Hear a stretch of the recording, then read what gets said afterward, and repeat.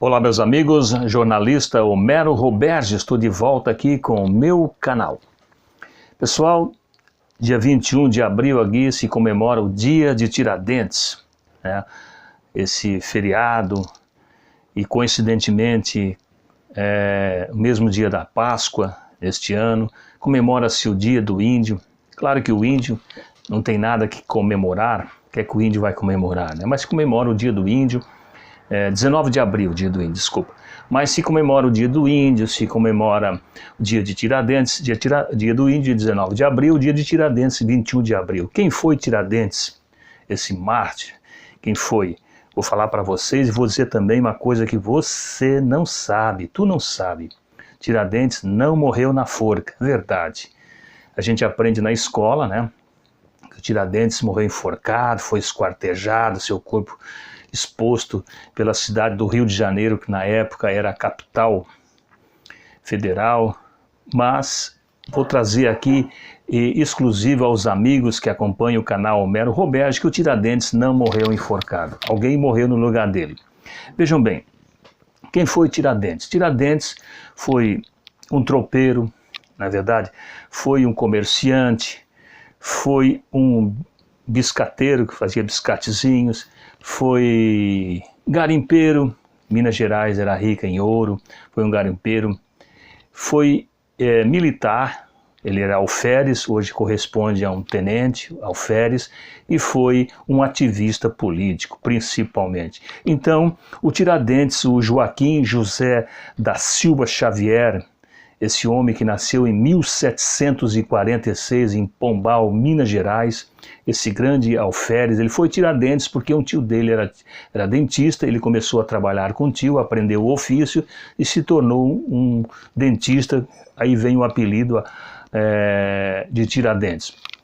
Mas naquela época, 1790 principalmente, aquela região de Minas Gerais, como todo o Brasil era uma colônia de Portugal, né? O Brasil era uma colônia de Portugal, a rainha Dona Maria, que depois a Maria Louca, mãe de Dom João VI, que comandava as colônias, né? Era a rainha de Portugal, comandava a colônia, o Brasil, e aquela região ali, todo o Brasil, é claro, mas aquela região, principalmente Minas Gerais, aquela região ali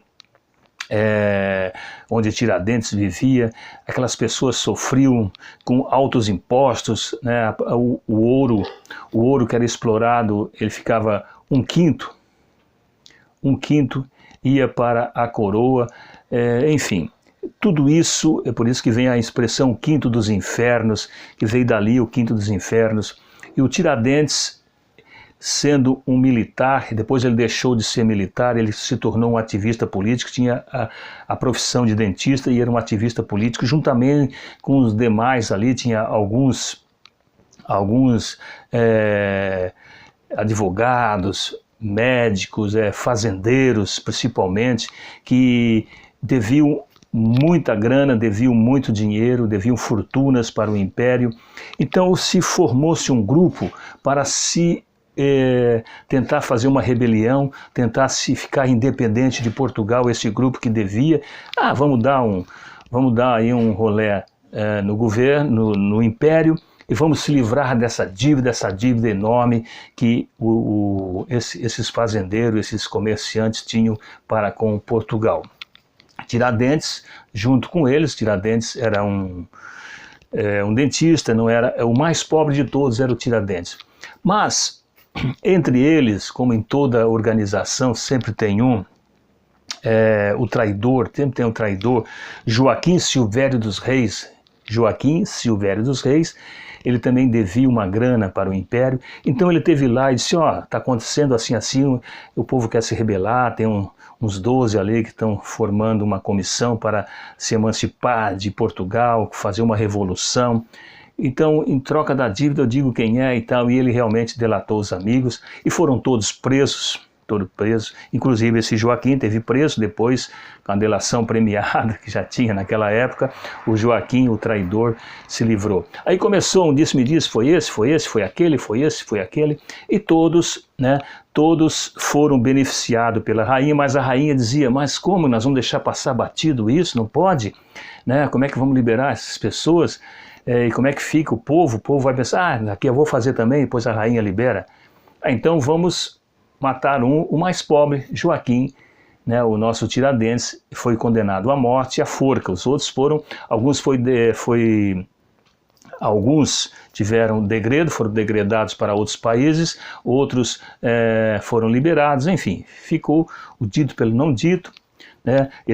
O Joaquim Silvério dos Reis teve a sua dívida perdoada, pela essa delação, e o único que foi condenado à morte foi o Tiradentes, foi condenado à forca. Mas o que aconteceu? E todos os livros de história contam, você aprende na escola, lá no primário, no ginásio, no segundo grau, enfim. O que aprenderam? Que o Tiradentes foi condenado à morte, foi enforcado no dia 21 de abril de 1792, né, no Rio de Janeiro, onde era a capital. Depois ele foi esquartejado, seu corpo espalhado pelo Rio de Janeiro, sua cabeça, alguma parte do seu corpo foi lá para Vila Rica, onde ele morava, enfim. Mas o que realmente vocês não sabem, o que a história não conta, é que Tiradentes não foi enforcado. Tinha um cidadão, deixa-me ver, um ladrão, um carpinteiro, que ele foi condenado à morte, que ele era um ladrão. Era deixa eu ver o nome do carpinteiro, era Isidro de Gouveia. O Isidro de Gouveia era um carpinteiro e era um ladrão, ele foi condenado à morte. Então, vejam bem, a maçonaria ofereceu um dinheiro à família desse Isidro.